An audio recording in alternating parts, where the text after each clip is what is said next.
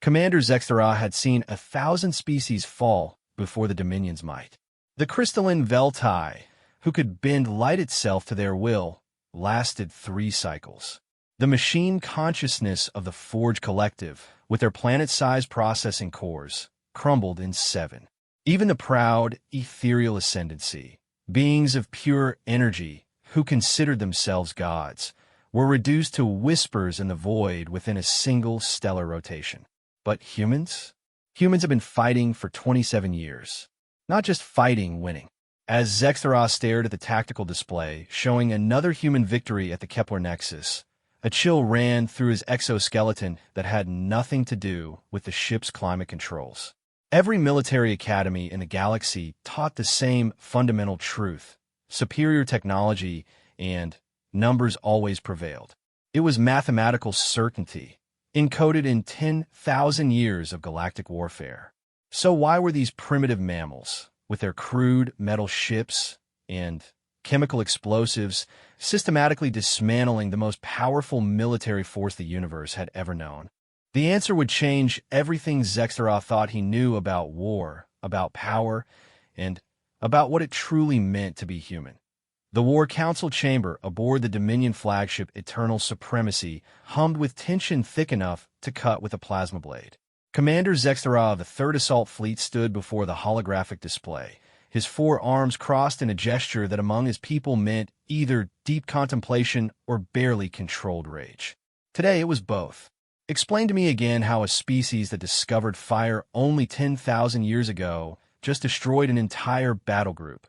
Zextera's voice carried the harmonic undertones that marked him as nobility among the Kethvar. The assembled officers, representing a dozen different species within the Dominion, shifted uncomfortably. Admiral Vormesh, a towering crystalline being whose body refracted the chamber's light into rainbow patterns, stepped forward.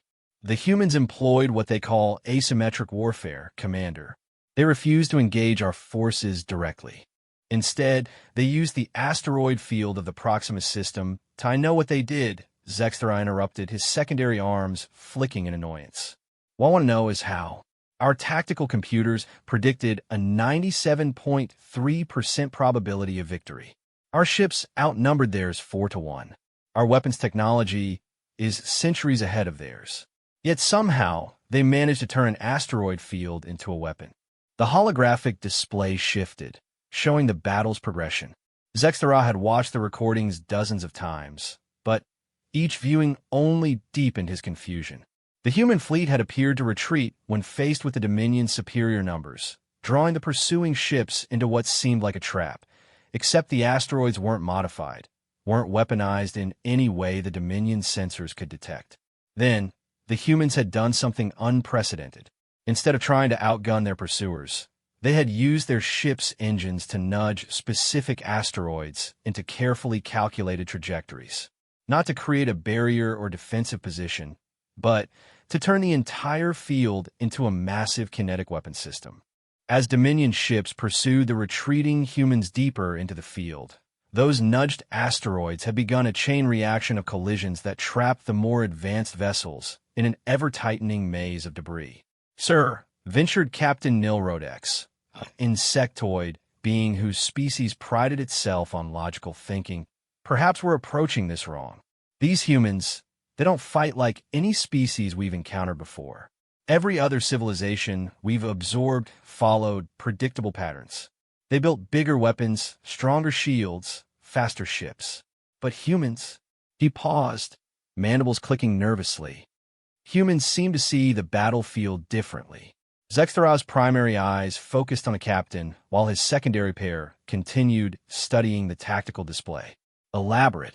Well, sir, look at their ship designs. Where we would add more armor, they make their ships lighter and faster. Where we would mount larger weapons, they mount dozens of smaller ones. It's as if they're not trying to win through superior force, but through— He struggled for the word in galactic standard. Through cleverness, sir. The word hung in the air like an accusation. Cleverness was not a military virtue in the Dominion. For 10,000 years, the Dominion had expanded through the galaxy using the same proven formula.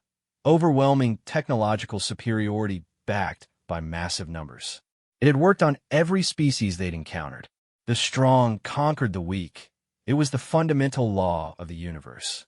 Admiral Vormesh, Zexthara said, turning to address the crystalline being, "What's our current assessment of human technological capabilities?" The Admiral's form flickered as he accessed data through his internal quantum processors.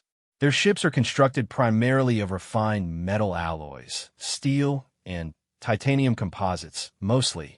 Their weapons are chemical-based projectile systems and primitive energy weapons. No plasma technology, no quantum disruptors, no dimensional shields. By every metric, they're centuries behind our capabilities.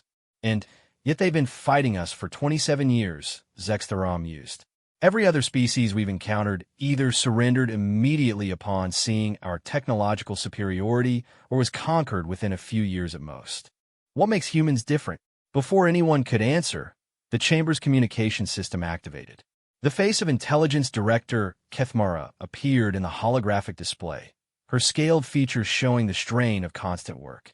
"Commander," she said without preamble, "we've completed our analysis of the captured human vessel from the Rigel engagement. You need to see this." The tactical display shifted to show detailed schematics of a human ship. At first glance, it looked exactly as primitive as their intelligence reports had indicated: metal hull, chemical rockets, ballistic weapons. But as Kethmara highlighted specific systems, a disturbing pattern emerged. "The ship's computer system," she began, "is actually more advanced than we initially thought. Not in terms of processing power or quantum coherence, but in terms of adaptability. Human computers don't just process information, they learn from it. Every engagement they fight, every tactic they encounter, their systems record, analyze, and develop counters for." Zexthara felt his tertiary heart skip a beat. "Are you saying they're developing artificial intelligence?" "No, sir. Something stranger. They're developing artificial creativity. Their machines don't just calculate optimal solutions. They imagine impossible ones and then figure out how to make them work." The assembled officers exchanged glances. This was outside their experience entirely.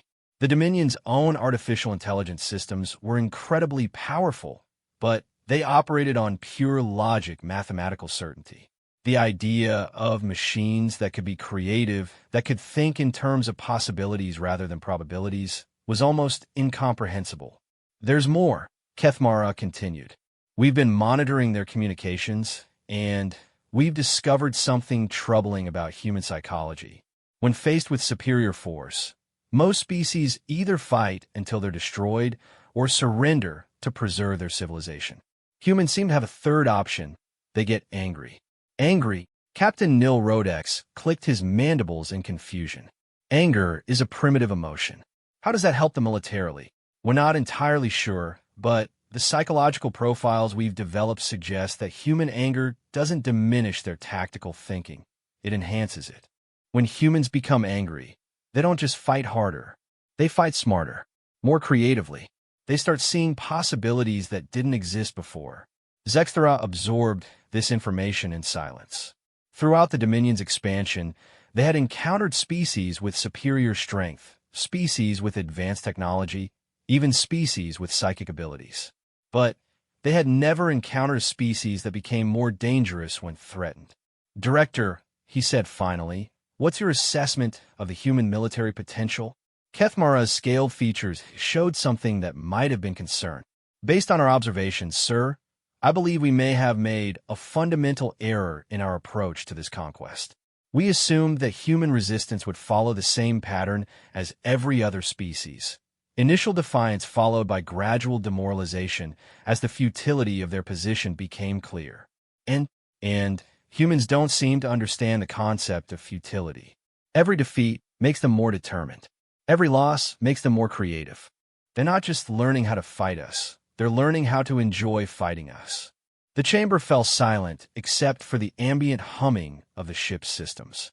Zexthara found himself staring at the tactical display, where the icon representing Earth glowed like a small, defiant star in the vast darkness of space. "Sir," Admiral Vormesh said quietly, Perhaps it's time to consider alternatives to military conquest. We could offer them a place in the Dominion as equal partners, or no. Zextara's voice cut through the suggestion like a plasma blade through flesh. The Dominion has never negotiated with primitives, and we're not going to start now. If humans want to fight, we'll give them a fight. But we'll do it properly this time. He turned to face the assembled officers, all four arms spread wide in a gesture of absolute authority. I want every fleet commander in this sector to understand something clearly. We've been treating this as a standard conquest operation, but it's obvious that standard tactics won't work against humans. From now on, we approach this as a total war. Sir, Nil Rodex ventured. What does that mean exactly? It means we stop thinking like conquerors and start thinking like exterminators. No more attempts to preserve human infrastructure or populations for integration into the Dominion. No more restraint in our weapon selection. We're going to show these primitives what happens when they try to fight gods. As the officers filed out to relay their orders, Zextara remained in the chamber, staring at the tactical display. Something nagged at him, a feeling he couldn't quite identify. In his 3 centuries of military service, he had overseen the conquest of 47 different worlds.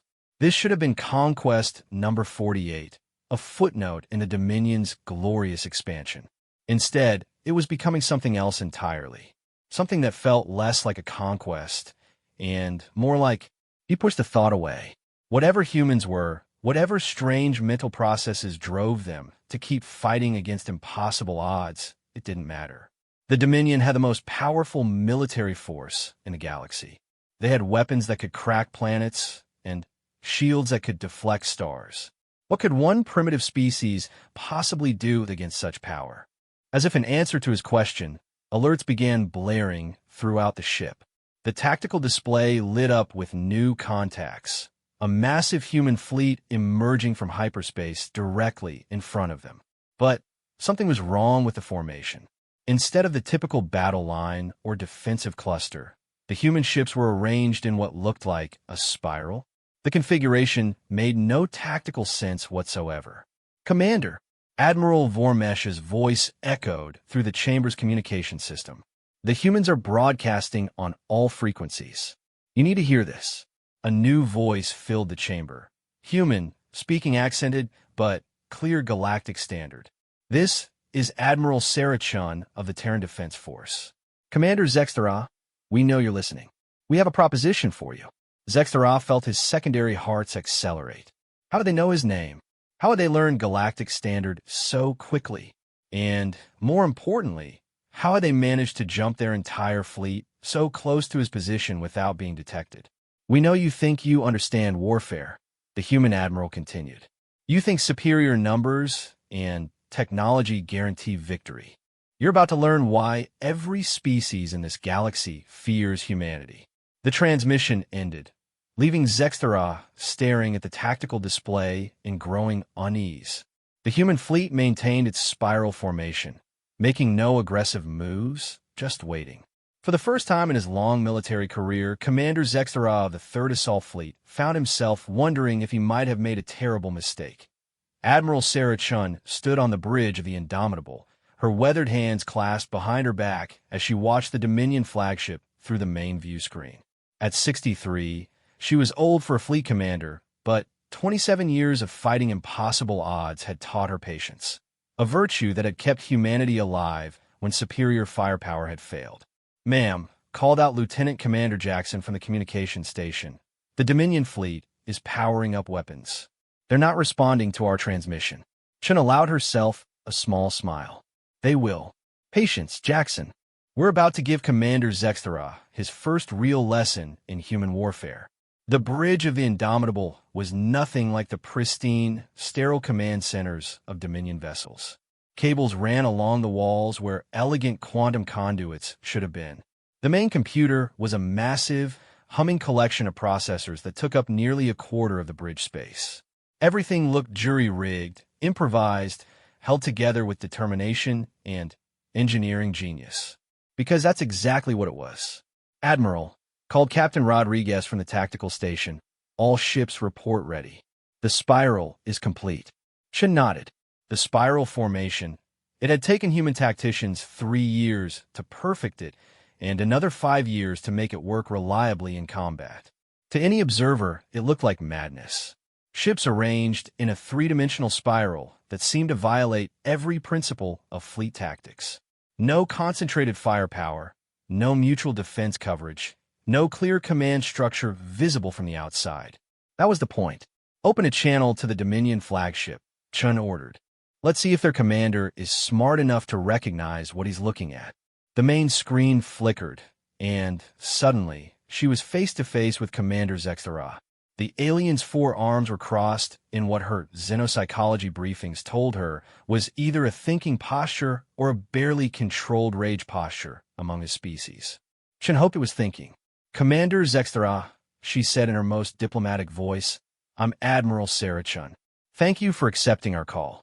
"I did not accept anything," Zexthara replied, his harmonic voice carrying undertones that the computer translated as irritation. "You're transmitting on frequencies that my ship cannot block. How is this possible?" Chen's smile widened. "That's the first lesson, Commander. You've been fighting us for 27 years, but you still don't understand the most basic thing about humans." "And what is that?" "We don't follow rules that don't make sense."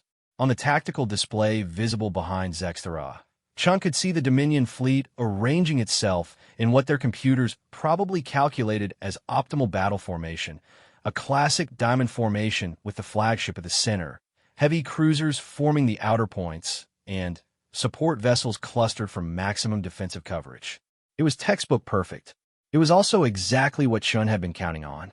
"You see," Chun continued, "your species has spent 10,000 years perfecting warfare. You've calculated optimal formations, optimal weapon placements, optimal tactical responses to every conceivable situation. Your computers can predict the outcome of any battle before the first shot is fired." Zexthara's secondary eyes narrowed. "Are you suggesting there is something wrong with tactical precision?" "I'm suggesting," Chen said, "that your tactical precision is based on one fundamental assumption that humans don't share, which is that both sides want to win the same way." Before Zexthara could respond, Chun gestured to Captain Rodriguez.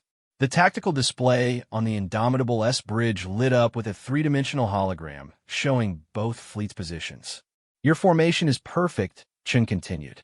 "Maximum firepower concentration, optimal defensive coverage, clear command and control structure. Against any rational opponent, it would guarantee victory." "It will guarantee victory against you as well," Zexthara said, but Chen detected a note of uncertainty in the harmonic undertones. "Will it?" Chen asked. "Computer, begin tactical analysis demonstration." The hologram began to move, showing the Dominion fleet in its diamond formation facing the spiral of human ships. At first, it looked like Chun was proving Zexthara's point. The Dominion formation was clearly superior in every measurable way. Then, the human spiral began to move, not as individual ships, but as a single organism. The spiral began to rotate, slowly at first, then faster. As it spun, something extraordinary happened. The seemingly random arrangement of ships suddenly revealed its purpose. "You see," Chen explained as the demonstration continued, "your formation is designed to win a battle. Our formation is designed to win a war." The spinning spiral was creating something that Dominion tactical computers had never encountered, a formation that changed its function continuously. At any given moment, different ships found themselves at the spiral's leading edge, bearing the brunt of enemy fire for precisely as long as their shields could handle it before being replaced by fresh vessels. But that wasn't the truly revolutionary part. "Commander," Chun said, watching Zexthara's expression change from confidence to confusion, "how many different ways can your diamond formation attack an enemy?" Zexthara considered the question. 6 primary attack vectors, with 12 possible variations depending on enemy positioning. 18 possible attacks, Chen nodded. "Very impressive. Computer, show him how many attack vectors the spiral can generate." The hologram exploded into complexity. Lines of fire began radiating from the human formation. Not 18 vectors, but hundreds, thousands. As the spiral rotated and individual ships moved through different positions, the number of possible attack angles increased exponentially. You built a formation that maximizes the strength of your ships, Chen explained. We build a formation that maximizes the creativity of our crews. Every moment this spiral moves, it creates new tactical possibilities. Your computers can't predict what we're going to do because we don't know what we're going to do until we do it. Zextera stared at the display in what Chen recognized as a species universal expression of dawning horror. This is chaotic. How do you maintain command and control? How do you coordinate attacks? How do we function without rigid structure? Chen finished. That's the second lesson, Commander. Humans don't just adapt to chaos, we thrive in it. She gestured again, and the demonstration shifted to show a historical battle, the defense of Luna Colony 15 years earlier. The screen showed a Dominion fleet of 300 ships facing a human force of 78 vessels. This was the battle that taught us everything we needed to know about your people, Chun said. Your fleet did exactly what our computers predicted it would do. Perfect formation, optimal tactics, textbook execution. You should have won in 47 minutes. The display showed the battle's progression. The Dominion fleet advanced in their classic formation, weapons charged, ready to annihilate the smaller human force. Then, the human fleet simply scattered, not in retreat, not in panic, but in what looked like total randomness. Ships flew off in every direction, some diving toward the lunar surface, others heading out toward the asteroid belt, a few actually flying straight toward the Dominion formation. Your computers couldn't process what they were seeing, Chen continued. No formation, no apparent strategy, no logical pattern. So they tried to engage multiple targets simultaneously. The display showed what happened next. As the Dominion fleet split up to pursue the scattered human ships, those same ships began doing impossible things. Ships that had seemed to be fleeing suddenly, reversed course, and attacked pursuers. Vessels that appeared to be heading away from the battle turned out to be setting up ambushes. The entire lunar system became a three-dimensional maze where human ships appeared and disappeared like ghosts, striking from unexpected angles before vanishing again. You destroyed 61 of our 78 ships, Chen said quietly. We destroyed all 300 of yours. Zextera's secondary arms began to twitch, a sign of extreme agitation in his species. How? Your ships were outgunned, outgunned, yes, Chun agreed. Outnumbered, definitely. But, Commander, you made the same mistake every species in this galaxy makes when they encounter humans. You assumed that superior technology would determine the outcome. She paused, letting that sink in.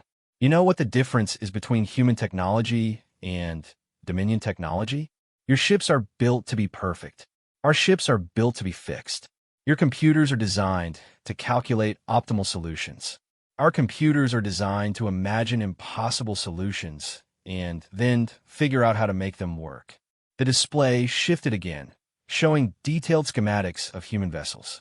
Where Dominion ships were elegant, streamlined perfection, human ships looked like they had been assembled from spare parts by inspired madmen. Which, Chen reflected, wasn't far from the truth. Every human ship carries enough spare parts to rebuild itself twice, she continued.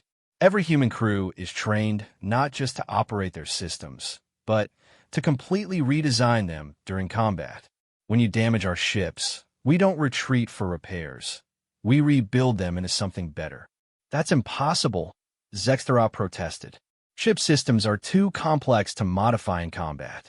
The integration requirements alone are only impossible if you insist on perfection, Chen interrupted. Commander, let me ask you something. In your military training, what do you do when a system fails? Switch to backup systems or withdraw for proper repairs? Zextera answered automatically. Right. You have protocols for everything. Backup plans, contingency measures, proper procedures. Very logical, very efficient.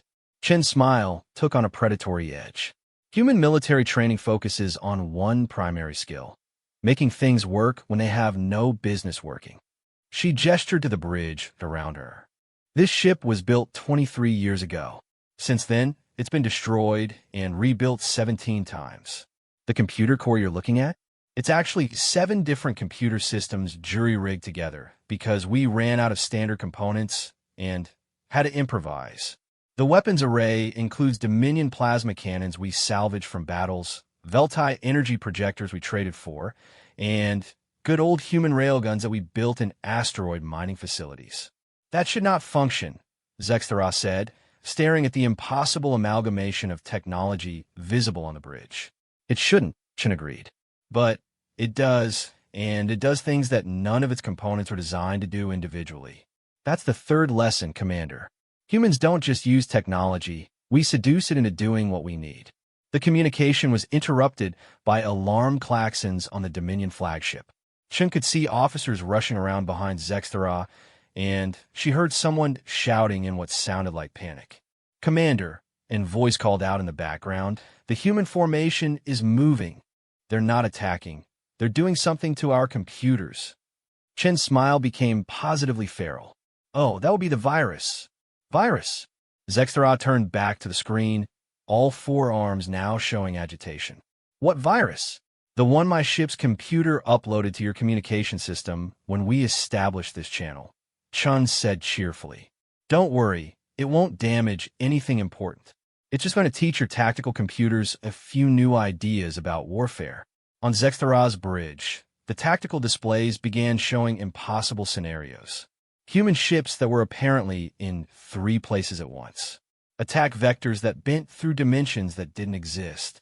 Formation changes that violated basic physics. You see, Chen explained as chaos erupted behind the Dominion commander. Your computers are trying to process tactical information that was generated by human artificial creativity. They're not built to handle paradoxes and impossibilities. They keep trying to calculate solutions to problems that have no logical answers. This is sabotage, Zextera snarled. No, Chen corrected gently. This is education. Your computers are learning the same lesson you're about to learn, Commander. When humans fight, the rules change. Not just the tactical rules or the technological rules, all the rules. The spiral formation of human ships began to tighten, moving closer to the Dominion fleet. But instead of preparing for attack, they seemed to be surrounding the alien vessels in something that looked almost like an embrace. You can still leave, Chen offered. Take your fleet and go. Report back to your superiors that humans are more trouble than we're worth. Find some other species to conquer. There are plenty of civilizations out there that will surrender when faced with superior firepower. Zextera looked around his bridge, where his officers were struggling to regain control of their systems. And if I refuse? Chen's expression became deadly serious. Then you'll discover why every species in this galaxy fears us, Commander. And, trust me, you really don't want to find out the hard way. Commander Zextera had made his choice, and now he was beginning to understand why it might have been the wrong one. The decision to refuse Admiral Chen's offer had seemed logical at the time. The Dominion Third Fleet possessed firepower capable of reducing planets to rubble. Their ships were technological marvels that had conquered 47 different species across the galaxy. No matter how creative these humans claimed to be, they were still primitives flying metal shells powered by controlled explosions. That confidence had lasted approximately 17 minutes. Sir, Captain Nilrodex's voice cracked with something approaching panic. The humans aren't attacking us. Zextera's 4 arms gestured impatiently as he studied the tactical display. The human spiral formation had continued to tighten around his fleet, but instead of opening fire, they seemed to be doing something far worse. They were studying his ships. Explain, he commanded. They're scanning everything, sir. Hull composition, weapon signatures, shield harmonics, engine emissions. Our countermeasures aren't working. It's like they're using scanning frequencies that don't exist. Admiral Vormesh's crystalline form flickered with agitated light patterns. Commander, this makes no sense. If they wanted to attack, this would be the optimal moment. Our systems are still recovering from their computer intrusion. Why are they just observing us? The answer came from Intelligence Director Kethmara, whose scaled features appeared on the communication screen, looking more disturbed than Zexthara had ever seen her. "Commander," she said without preamble, "we've been monitoring human communications during this encounter. You need to understand what they're actually doing out there." "Enlighten me," Zexthara replied, though part of him wasn't sure he wanted to know. "They're not preparing to fight us," Kethmara continued. "They're preparing to understand us. Every scan they're running, every data point they're collecting, they're building a complete psychological and technological profile of our entire species. To what end? To ensure that when they do fight us, we never recover." The bridge fell silent, except for the persistent alarm klaxon's warning of system malfunctions. Zexthara found himself staring at the tactical display, where the human ships continued their mysterious dance around his fleet. From a tactical perspective, their positioning made no sense whatsoever. From a scientific perspective, however, "Sir," whispered Captain Nilrodex, "I think they're trying to learn how we think." Before Zexthara could respond, Admiral Chin's voice filled the bridge again. But this time, she wasn't speaking Galactic Standard. She was speaking perfect Kethvar, complete with the harmonic undertones that conveyed emotional subtext. "Commander Zexthara." Her voice carried undertones of respectful acknowledgement mixed with predatory patience. "I hope you're beginning to understand what you're dealing with. In the last 17 minutes, my fleet has learned everything we need to know about your ships, your tactics, and your psychology. Would you like me to demonstrate?" Zexthara felt his secondary heart skip several beats. Learning to speak Kethvar with proper harmonic modulation took most species decades of study. Humans had apparently mastered it in less than half an hour. "Ow," was all he managed to say. "Oh, that's simple," Chin replied, her harmonic undertones now shifting to amused condescension. "We recorded every communication your ship has made during this encounter. Our linguistics computers analyzed the patterns, cross-referenced them with our existing database of galactic languages, and extrapolated the grammatical and tonal structure. Your language is actually quite logical once you understand that emotional content is conveyed through frequency modulation rather than vocabulary choice." She paused, and when she spoke again, her harmonic undertones conveyed something that chilled Zexthara to his core: genuine sympathy. "But that's not what you should be worried about, Commander. What you should be worried about is what else we've learned in the last 17 minutes. The main tactical display on Zexthara's bridge suddenly shifted without any input from his crew. Human override codes were somehow accessing his ship's systems directly, and the display began showing information that should have been impossible for the humans to possess. For example, Chin's voice continued as schematics appeared on the screen. "We now know that your shield generators operate on a rotating harmonic frequency that cycles every 7.3 seconds. We know that your plasma cannons require a 12-second charging period between maximum power shots. We know that your ship's artificial gravity generator has a design flaw that makes it vulnerable to specific electromagnetic pulse frequencies." With each revelation, Zexthara felt his confidence crumbling. Information that should have taken months of intelligence gathering to acquire was being displayed with casual precision. "But more importantly," Chun continued, "we've figured out how your people think. Your tactical computers don't just calculate optimal solutions. They calculate them based on a specific philosophical framework. You believe that superior force, properly applied, always wins. You believe that technology and numbers are the ultimate determining factors in any conflict. You believe that warfare is essentially mathematics." The bridge fell silent as the implications sank in. Everything the Dominion had accomplished, every conquest, every expansion, was based on those fundamental beliefs. They weren't just tactical principles. They were the core philosophy that defined their entire civilization. "You're wrong," Chin said gently. "Warfare isn't mathematics. Warfare is psychology. And, Commander, humans wrote the book on psychology."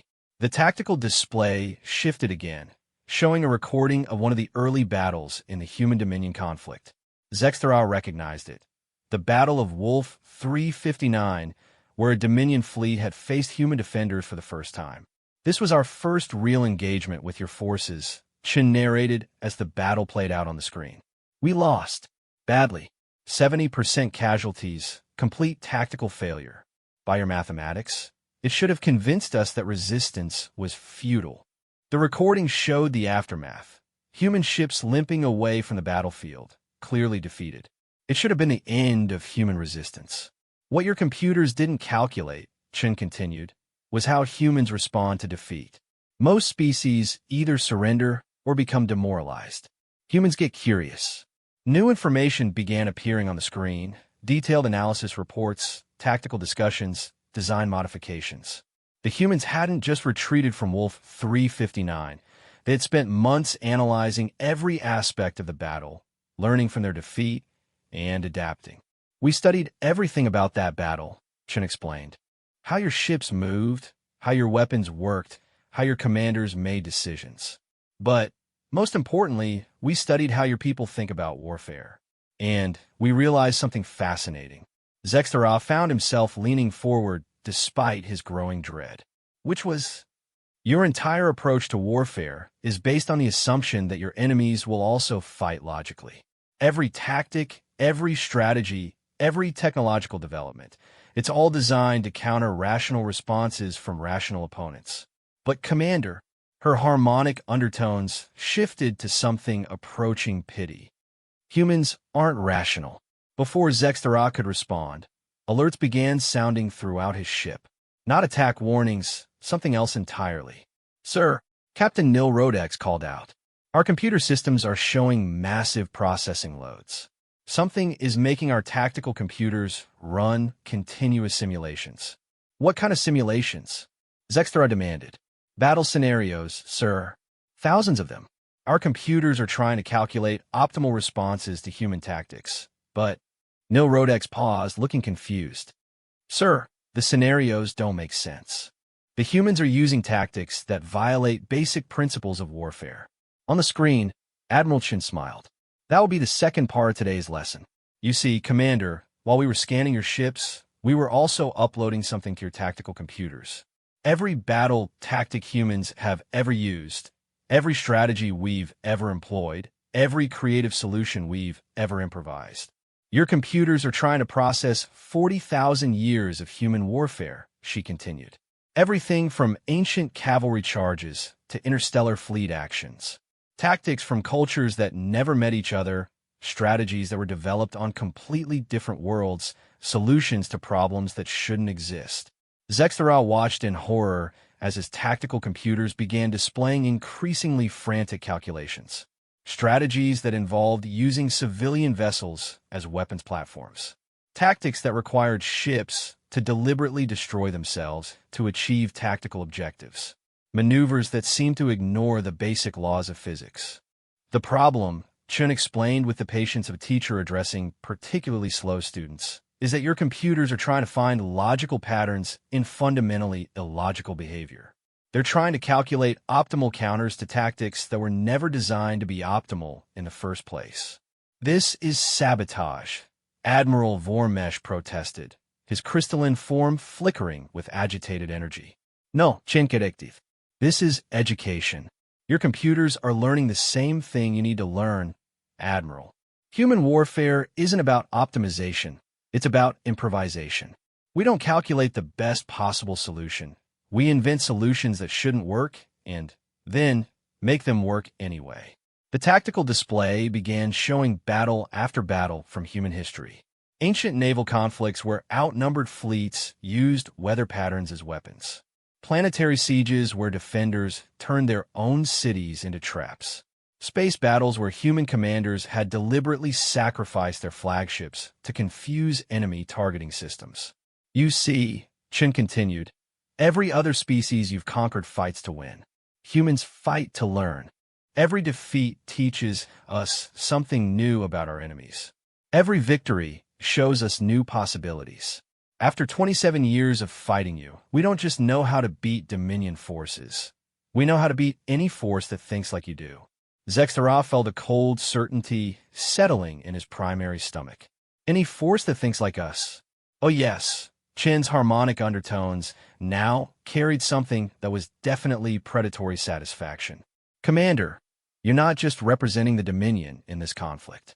You're representing a way of thinking about warfare that's dominated this galaxy for millennia. The belief that superior technology and numbers always win. The assumption that logical tactics always beat illogical ones. She paused, letting that sink in.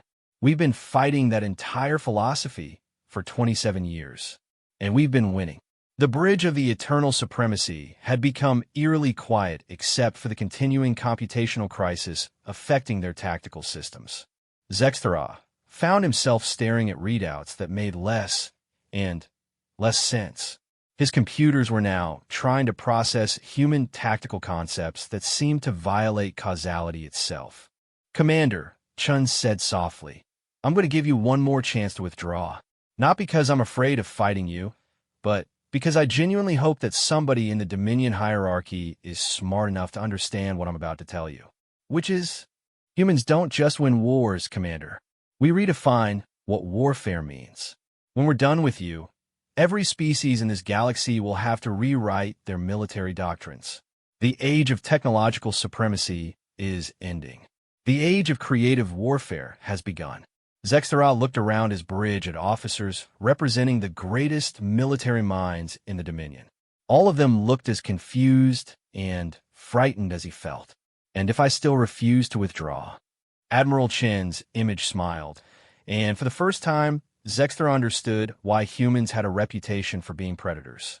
"Then, you're about to learn why the rest of the galaxy calls us the species that makes the impossible work."